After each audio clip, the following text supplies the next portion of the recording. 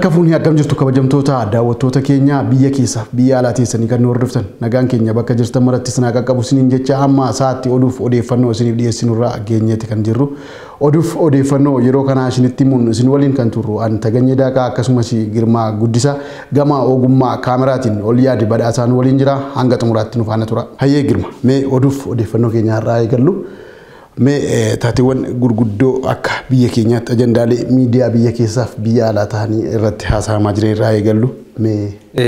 Akkuma ta'etti egaa oduuf odeeffannoon keenya akkuma barame kan biyya keessa irratti kan jalqaba kaanu jechuudha. Egaa kan biyya keessatti immoo yoo eegallu jalqaba egaa dubbiin ijoon yookiin immoo dhimma oduuf odeeffannoon inni ijoo kan ta'e egaa dhimma waraana wajjin wal qabatedha. Egaa dhimma waraana kaaba keessatti gaggeeffamaa kan jiru wajjin wal qabatee egaa oduuf odeeffannoon garaagaraa oduuwwan garaagaraa akkasumas immoo wantoonni garaagaraati kan isaan guyyaadhaa gara guyyaatti bahaati kan isaan jiran. Egaa humni abuut erga naannolee Affaar fi Amaara keessa qabatee booda badiiwwan gurguddaa akkasumas magaalota gurguddoo yeroo qabatee jiru san keessatti egaa badiiwwan gurguddootti kan inni gaggeessaa jiru. Haa ta'u malee erga naannolee Amaara keessa Affaar keessa erga gadhiisee bahee booda immoo mootummaan qorannoowwan achi keessatti yookiin magaalatan duraan qabame keessatti qorannoo garaagaraatti kan inni geessu. Fakkeenyaaf karaan dura akkuma beekamu manneen barnootaa Amaaraa akkasumas immoo Affaar keessatti baay'een isaanii barbadaa'anii akka jiran egaa kan gabaafamaa jiru. Dhiyeenya kana keessatti illee egaa qorannoo taasifame yookiin immoo akka isaan barame yookiin immoo mootummaan Itoophiyaa akka itti baretti baankiiwwan daldalaa kan naannoo Amaaraa keessatti 238 kan ta'an egaa humnoota kanaan yookiin immoo waraana kanaatiin barbadaa'uu isaaniiti kan beeksisaa jiru. Egaa kana hojii wal qabatee tajaajila oduu Itoophiyaa egaa akka inni gabaasetti egaa naannoo Amaaraa keessatti baankiin daldala Itoophiyaa distriktiiwwan 6 baay'inaan godina Walloo keessatti argaman keessaa distriktiiwwan 6 kanneen keessaa baankiiwwan 238 kan isaan argaman. Baankiiwwan kanneen keessaa barbadaa'uu isaaniiti kan himame yeroo qabeenya achi keessa jiru saamamanii jiranii wantoonni tajaajilaaf oolan baay'een isaan maashinoonni ATM'wwan garaagaraa barbadaa'uu isaanii hojiin alaa ta'uu isaaniis egaa kan isaan beeksisanii jiran kana qofa osoo hin ta'in akkuma ati kaaste dameewwan baankiiwwan egaa bakkeewwan humni abuut qabatan keessatti meeshaaleen bu'uura jireenya dhala namaa barbaachisan hedduun akka barbadaa'an mootummaan himaa kan jiru. Garuu gama sanaan dhimma kana irratti gama TPLF ibsi laatame kan hin jirre haa ta'u malee ibsi kaleessa baankiin biyyoolessaa yookiin baankiin daldalaa Itoophiyaa baase kan mul'isu dameewwan baankichaa distriktii kaaba biyyattii jalatti argaman naannoo 61 kan ta'an keessaati rakkoo guddaan kan irra ga'e naannoo 59 hanga ammaatti haala akkamirra akka jiran kan hin baramne ta'uu isaalleedha kan inni kaasee jiru. Walumaa galatti amma wantooti kun gara kanatti gaafa dhuftu baankileen kanneen maallaqi iddoo sana keessa kuufamee jiru kan uummataati. Qabeenyi sun baankii daldala Itoophiyaatiin haa hoogganamu iyyuu malee baankii sana keessa maallaqni kun kan uummataati. Saamama maallaqaa wal qabatee qabeenyi barbadaa'uudhaanii isaan kana keessaa egaa kan adda godhu hanga ammaatti kan naannoo Shireetti argamu naannoo 59 hanga ammaatti maal rakka isaan jiran dhimma sana qorachuun kan hin danda'amne baankii sana keessa maallaqni ture rakkoo maalirra jira kan jedhullee akka hin argamnedha jechuudha ibsichi kan agarsiisu. Akkuma jettetti egaa baankiiwwan dabalataan egaa Maqalee keessa akkasumas Shiree keessatti fakkeenyaaf Maqalee keessatti baankiiwwan daldalaa 61 kan ta'an akkasumas immoo kan Shiree keessatti gara 59 kan ta'an egaa maalirratti akka jiran odeeffannoon achirra dhufan egaa odeeffannoo akka hin qabnedha kan himamee jiru. Egaa walumaa galatti egaa baankiiwwan dameewwan Walloo keessatti bakka waraanni kun gaggeeffamaa jiru keessatti kan badiidhaaf saaxilaman kanaan yeroo gabaabaa keessatti akkasumas immoo akka isaan hojii isaanii idilee isaaniitti akka eegalanii fi hojiin haaromsa isaanii akka eegalamus egaa gareen qoratu garasitti egaa ergamee akka jiru kan himu. Egaa walumaa galatti kanaan duras egaa oduuf odeeffannoo keenya irratti yeroo baay'ee akka kaasaa jirutti sababa waraanaatti bakki waraanni yeroo gaggeeffamu keessatti egaa wantoonni bu'uuraalee misoomaaf yookiin immoo tajaajila hawaasaaf kennan egaa barbadaa'uun isaanis manca'uun isaanis egaa waan hin hafnedha. Egaa kan hojii wal qabatee saamichis egaa ni gaggeeffama. Egaa hanga ammaatti egaa bakkeewwan waraanni gaggeeffame kana keessatti saamichi garaagaraa raawwatamee jira. Akkuma si kaafte naannolee 12 dameewwan mootummaan torbee lamaan sadan darban kana waraana kana gara dudduubaatti deebisee mootummaa federaalaa harka galanii jiran bakkeewwan 12 keessatti irra deebiidhaan baankota kana hojii eegalsiisuudhaaf wanti jalqabamillee akka jirudha ibsa kanaan kan himame. Dameewwan 30 immoo yeroo dhiyootti hojii eegalsiisuudhaaf qophiin eegalamaa kan jiru. Inni yoo gaati bakkeewwan waraanni haalaan keessatti geggeeffame humni TPLF gara dudduubaatti ergaa deebi'e naannoo Amaaraa keessa bilisa ba'aa dhufan kanarrattidha. taateen kun kan adeemsifamaa jiru. Egaa akkuma waliigalaatti kan kaasnu yoo ta'e amma dhaabbilee yookiin instituushinii gurguddoodha kan dhimmoota kana akkasitti gabaasaa jiran malee dhaabbilee xixinnoon badiisni yookiin qabeenya harkatti mancaan hedduun akka jiran tilmaamuun kan nama rakkisu miti. Kun egaa amma dhaabbilee gurguddoon kuni bakkeewwan rakkoon kun irra ga'eedha kan isaan ibsaa jiran. Bakkeewwan mootummaan bilisa baasaa dhufee humna TPLF irraati dudduubatti deebi'anii naan adda ba'eedha malee bakkeewwan isaan ammallee isaan harka jiranii rakkoon irra jiru adda ba'ee kan hin jirre mootummaan guututti qorannoon kan irratti raawwatames hin jira jechuudha. Gama biraatiin immoo tajaajilni egaa oduu odeeffannoo gama biraatiin immoo yeroo ceenu egaa dhaabbanni mootummoota gamtoomanitti manni maree mirga namummaa egaa dhimma Itoophiyaa irratti egaa marii hatattamaa taa'uudhaaf egaa beellama qabateetti kan jiru egaa akkuma beekamu kanaan duratti dhimma waraana Itoophiyaa keessatti wal qabatu fakkeenyaaf Tigraay keessatti illee yeroo waraanni gaggeeffamu akkasumas immoo waraanni erga babal'atee Affaar akkasumas immoo naannoo Amaaraa keessatti babal'achuu isaa wajjin wal qabatee egaa sarbamiinsi mirga namummaas egaa bal'inaan egaa kan akka mul'achaa jirus egaa ni yaadatama. Kanaanis egaa dhaabbileen gurguddoon akka addunyaas fakkeenyaaf dhaabbanni mootummoota gamtooman egaa hordofii cimaa taasisuudhaan egaa waraanni kun akka dhaabbatu akkasumas immoo deeggarsi namummaaf akka taasifamu daandiiwwan akka saaqamanii namoonni balaa kanaaf saaxilaman immoo gara jireenya idilee isaaniitti akka deebi'an egaa dhaabbileen gurguddoon fakkeenyaaf waamicha garaagaraati kan isaan taasisanitti kan jiran jechuudha. Ammas irra deebiidhaan egaa dhaabbata mootummoota gamtoomanitti egaa manni maree mirga namummaa waa'ee dhimma Itoophiyaa keessatti haala qabiinsa mirga namummaa keessa jiru wajjin wal qabatee gama gaggeessuudhaaf egaa jimaata dhufu keessatti egaa walgahii taa'uudhaaf egaa qophii jiru xumureetii kan jiru egaa kanaan dura akkuma beekamu ja'a waxabajjii akkasumas biteettota fulbaana keessatti walgahii yookiin immoo marii dhimma mirga namummaa wajjin wal qabatee akka gaggeessu egaa karoora qabateetti kan jiru jechuudha. Haa ta'uti malee gamtaan Awurooppaa akkasumas immoo dhaabbata mootummoota gamtoomanii jalatti miseensonni biyyoota 17 kan ta'an akkasumas immoo taajjabdoota 35 kan ta'an mariin hatattamaa akka gaggeeffamu dhimma Itoophiyaa irratti mariin hatattamaa akka gaggeeffamudha kan isaan waamicha kan isaan taasisan jechuudha. Waamichi kanuma egaa wajjin wal qabatee egaa mariin guyyaa jimaataa akka adeemsifamudha kan isaan murteessan jechuudha. Akkuma tikaasti egaa dhimmootni Itoophiyaa keessatti taateen amma ta'aa jiru ajandaa miidiyaa addunyaa fi hangafoota siyaasaa adda addaa addunyaa ta'eeti kan inni jiru akkuma tikaastee dhimmoota Itoophiyaadhaa fi biyyootni UN yeroo adda addaa keessa seenanii dhimmooti kun gara mariitti dhufee furamuu akka qabu yeroo adda addaa kaasaa turaniiru. Biyyoota ollaa wajjin marii adda addaa taasisaniiru. Keeniyaa wajjin, Sudaanii wajjin yeroo adda addaati kan yaalamaa ture. Dhimmoonni kun garuu hanga ammaatti illee osoo bu'aa tokko hin argamsiisin taa'eeti kan jiru. Amma garuu UN Jeneevaatti akkuma tikaastee jimaata dhufu Jeneevaatti walgahii addaa dhimma Itoophiyaa ilaalchisee waameeti kan jiru.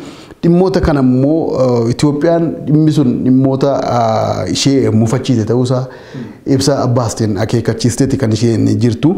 Kora kana akka ta'aniif kan murteessanii kanneen dantaa Itoophiyaadhaaf iddoo kan hin laanne Itoophiyaan akka diigamtuuf yookiin kabaja Itoophiyaan maalummaa biyya taatee akka isheen itti hin fufnee fi kanneen fedhii hin qabne kanaaf biyyoonni waamicha kanarratti hirmaatan illee hirmaachuu akka hin qabne waamicha taasifteeti kan jirtu.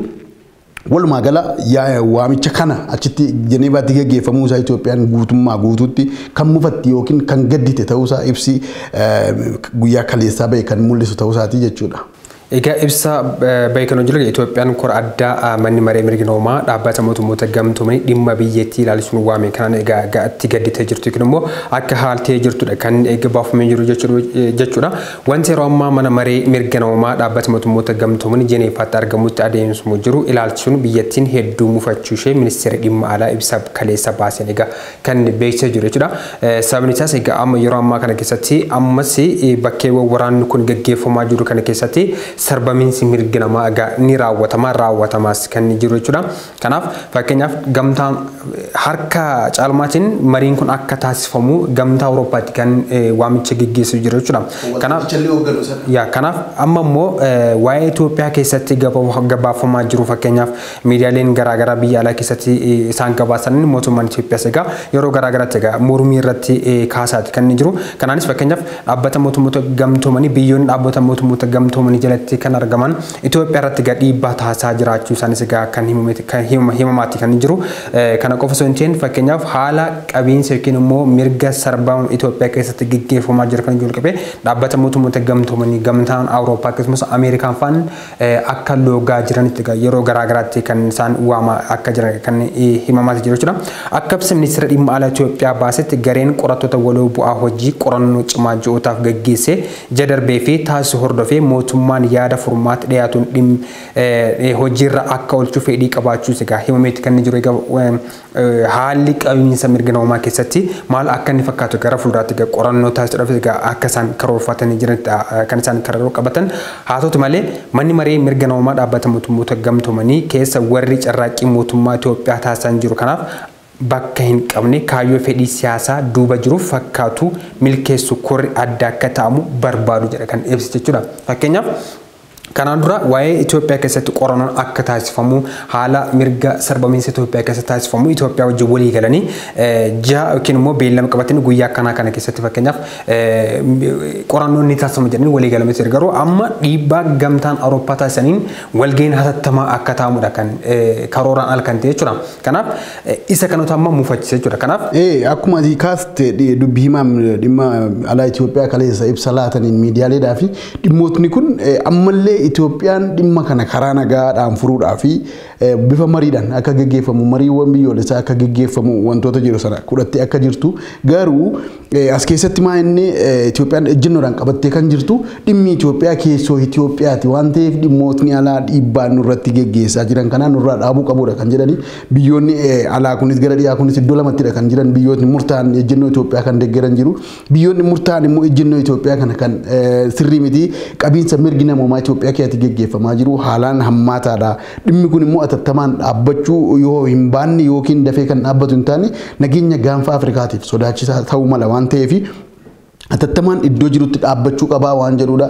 Kanaan immoo wal qabatee dhimmootni marii biyyoolessaa jedhamee yeroo adda addaa kaafamaa ture kun hanga amma osoo wayirra hin ga'amin Itoophiyaan torbee darbe keessa dhimmoota kanaaf namoota hojii kana raawwachiisanii fi yaa'ii waliigalaa gaggeessanii wanti murtaa'e tokko jira. Isa sanaan wal qabatee osoo kun kanaan jiru dhimmoota nageenya Itoophiyaa keessa jiruuf gamtaan Afrikaa UN kun immoo gidduu seenanii gidduutti yaa'ii addaan kun waamamuu isa kanaan immoo Itoophiyaan mufattee kan jirtu biyyoonni Itoophiyaa deeggaranii yaa'ii kanarratti hirmaatan hirmaachuu akka hin qabneleedha waamicha sanaan kan isheen akeekkachiisa jechuudha Itoophiyaan akka biyyaatti. Egaa walumaa galatti fakkeenyaaf dhaabbata mootummoota gamtoomanii gamtaan Awurooppaa Ameerikaa dabalatee ilaalcha isaanii yookiin immoo gabaasa isaan baasaa jiran egaa akka Itoophiyaatti akka mootummaa Itoophiyaatti egaa mormii kan kaaseetu jira jechuudha. Kanaan egaa fakkeenyaaf yeroo baay'ee yeroo waraanni Tigraay keessatti gaggeeffamaa jiruu fi yeroo waraanni naannoo Amaaraa fi Affaar keessatti gaggeeffamaa jiru miidiyaaleen biyya alaa akkasumas immoo dhaabbileen gurguddoon kanneen akkaataa isaan oduu isaanitti gabaasan yookiin immoo akkaataa isaan odeeffannootti sassaaban egaa adda ta'eeti kan jiru. Fakkeenyaaf yeroo waraanni Tigraay keessatti gaggeeffamaa jiru keessatti yeroo fakkeenyaaf hospitaalonni akkanaa manneen barnootaa akkanaa manca'anii jiru maal kan jiru yeroo garaagaraatti gabaafamaa kan jiru. Fakkeenyaaf yeroo ammaa kana keessatti fakkeenyaaf naannoo Amaaraa Affaar keessa dabalatee manneen yaalaa hospitaalota dabalatee guutummaan guutuutti barbadaa'aniiru jechuus ni danda'ama. Kana wajjin wal qabatee dhaabbanni fayyaa addunyaas hanga ammaatti ibsa tokkolleen akka hin laanneetti kan hanga ammaatti baramee kan jiru jira.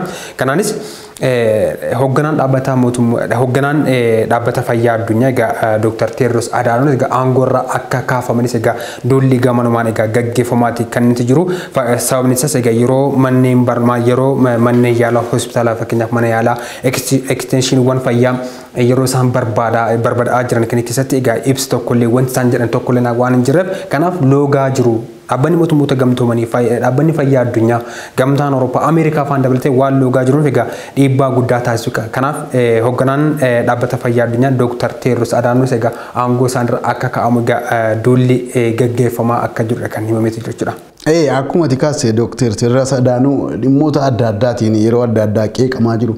keessattuu yeroo isaan gara durata dhaabbata fayyaa addunyaa kana deemanii Itoophiyaan sadarkaa gaariitti dhufaa jirti geggeessitoota akka addunyaatti ba'uu danda'antu jira jedhamee wantootni yeroo sana akka ciminaatti kaafamanii haasa'amaa turan illee jiru.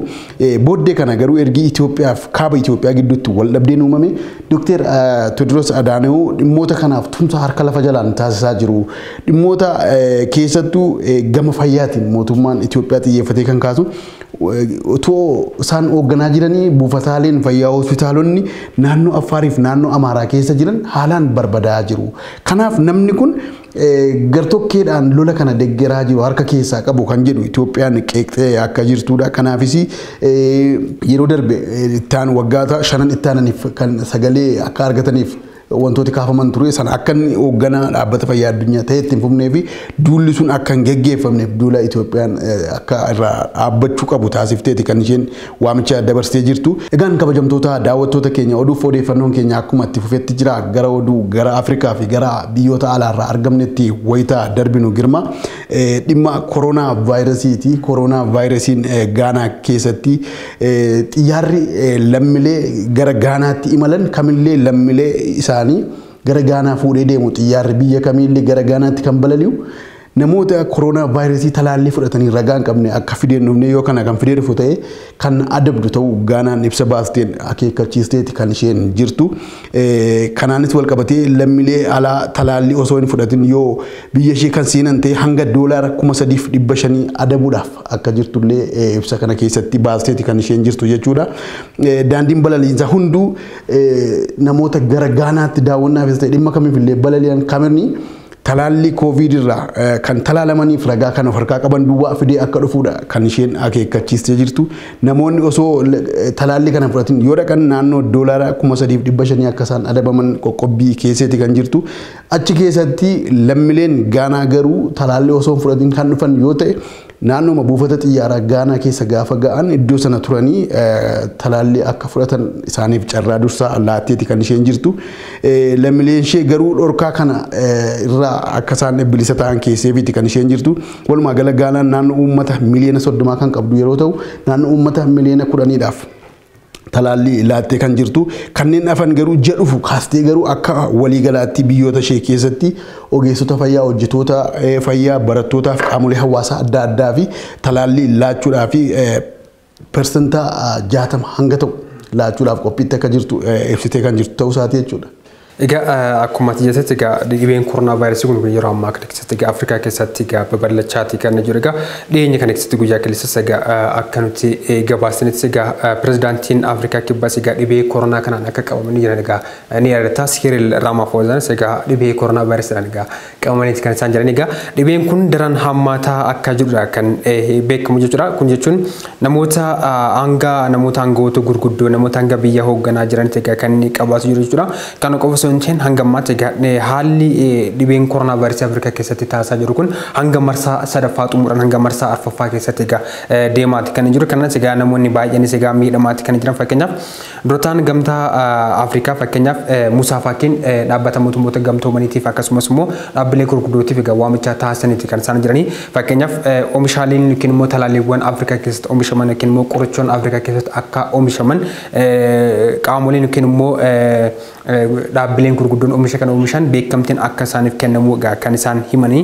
Egaa walumaa galatti hangammaatti akka addunyaatti talaalliin dhibee koronaa vaayirasiidhaaf oolu egaa biliyoona 8.5 kan ta'u egaa lammiilee addunyaaf akka qaqqabu egaa taasifameeti kan jiru. Kanaanis hangammaatti Afrikaan dhibbeentaa 7 qofa kan isheen argatteetu kan isheen jirtu. Kanaaf durataan gamtaa Afrikaa yeroo isaan gamtaa Awurooppaatiif yeroo isaan haasaa taasisan keessatti talaalliin ammas biyyoonni gurguddatan loogaati kan isaan jiranii. Loogii isaanii kana keessaa ba'uu qabani. Kanaaf dhimmi koronaa vaayirasii kun fakkeenya biyyoonni gurguddatanii dandamatanii dhibee kana gaafa ofirraa dhoowwatan dhibeen kun immoo deemee gara biyyoota hin guddannetti Afrikaa Eeshiyaa gaafa babal'atee dhufu deebi'ee gara biyya isaaniitti deebi'uu waan danda'uuf talaalliiwwan achi keessatti oomishaman akkasumas immoo qaamolee garaagaraa yookiin immoo oomisha kana oomishuu danda'an talaallii kana qoricha kana hojjechuu danda'aniif beekamtiin kennamee fi Afrikaa fakkeenyaaf Hindiyaa keessatti taleen baay'ee dhibee kana rukutamteetti kan isheen jirtu.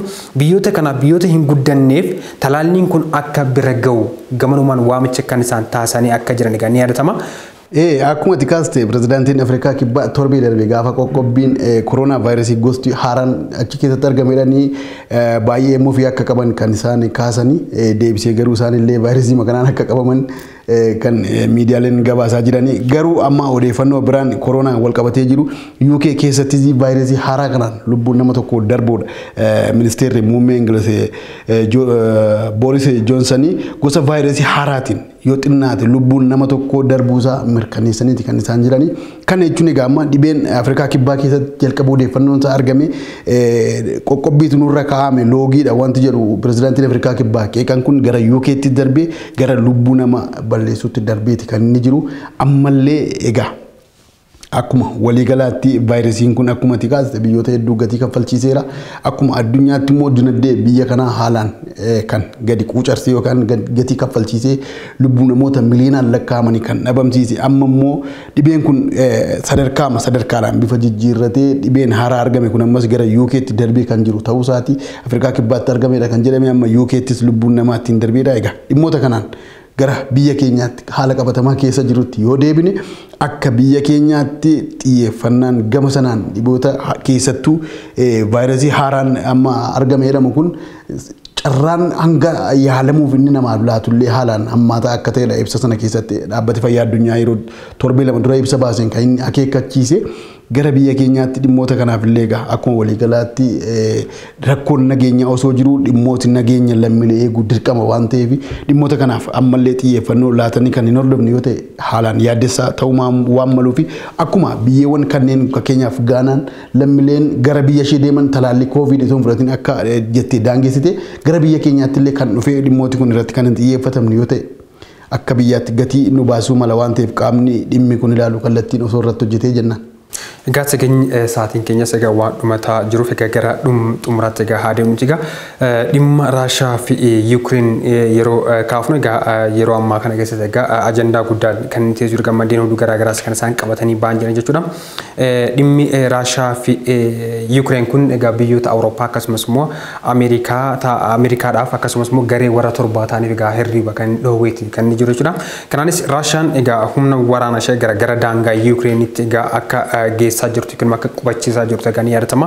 Kanaanis immoo egaa waraanni eegalama yookiin immoo Yuukireen fi Raashiyaan waraana kana kan eegala yoo ta'e biyyoonni garaagara xiinxaltoonni garaagara waraanni addunyaa sadaffaa asumaan eegaluu ni danda'a kan jiru egaa shakkii isaanii kaasaati kan isaan jiranii. Kana wajjin wal qabatee egaa gareen torba fakkeenyaaf warra garee G7 kan jedhamu fakkeenyaaf Ameerikaa, Kaanadaa, Faransaay, Jarman, Xaaliyaan, Jaappaan akkasumas immoo Raashiyaa dabalatee kan of keessatti qabatedha garee 7 kan jedhamu kun yookiin immoo garee 7 yookiin immoo G7 akkasumas immoo dhaabbanni gamtaa Awurooppaa Raashiyaan humna waraana ishee daangaa Yuukireen keessatti qubachiisaa jirtu kana akka dhaabdu yookiin immoo kan duraan achi keessa qubachiiftee jirtu daangaa Yuukireen keessa akka baafattu egaa akeekkachiisa cimaati kan isaan kennan jechuudha.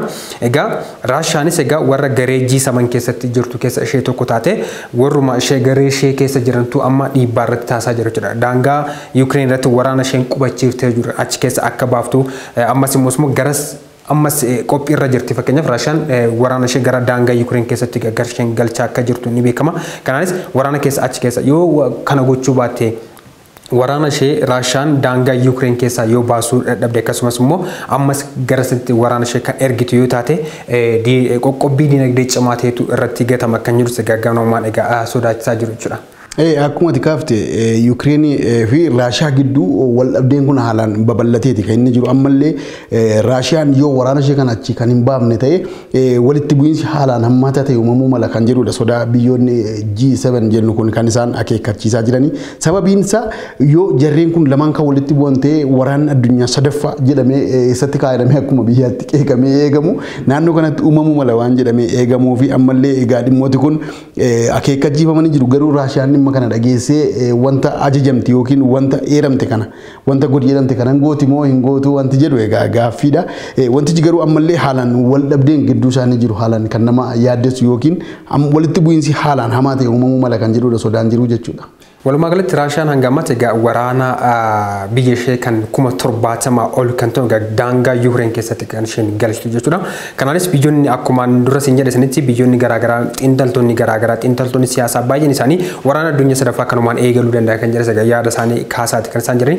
Pirezidaantiin Raashiyaa Viilmaadiir Puutiin garuu weerarri kun yookiin immoo waraanni kun kan waraana gaggeessu yookiin immoo waraanni ni kaa jedhamee kan abdii godhamee miti. Kanaanis egaa waraanni ni eegalamaa hin eegalamu egaa wanti adda barameen jiru haa ta'utu malee warri gareejjii saban akkasumas immoo gamtaan Awurooppaa Raashiyaan waraana ishee achi keessa akka baaftu akkasumas immoo nageenya naannoo isaa keessatti nageenya waarawaan akka dhufu egaa kan isaan waamicha taasisan egaa yoo Raashiyaan diddeemu egaa dhiibbaa yookiin immoo qoqqobbiin diinagdeetu irratti galama kan jiru isa kaasaa jiranii deemee Raashiyaan dhimma kana immoo yoo fakkeenyaaf waraana ishee achi keessaa hin baafne ta'e gareen saban akkasumas gamtaan Awurooppaa egaa irratti egaa yoo qoqqobbii diinagdee irratti gate sanaanis immoo furmaanni yoo dhufu baatee maaltu dhufaa yookiin immoo Raashiyaan waraana isaa achi keessaa hin baaftuun egaa gaaffii biraatti egaa innis dhumni isaanii maal akka ta'u yeroo biraatti immoo qabannee kan dhufnu ta'a jechuudha. Yeroon keenyas ga'e kana caalaa adeemuu waan hin dandeenyee fi odeeffannoo keenya kanarraa asuma irratti goolabnee osoo nagaadhaan mannee adda baanee gaarii natti fakkaata. Kabajamtoota daawwattoota keenyaa oduuf odeeffannoo isaatii kanaaf qabannee asumatti goolabneeti jirra qophiileen FIBT fufuu waan faana turtaniif horaa bulaa.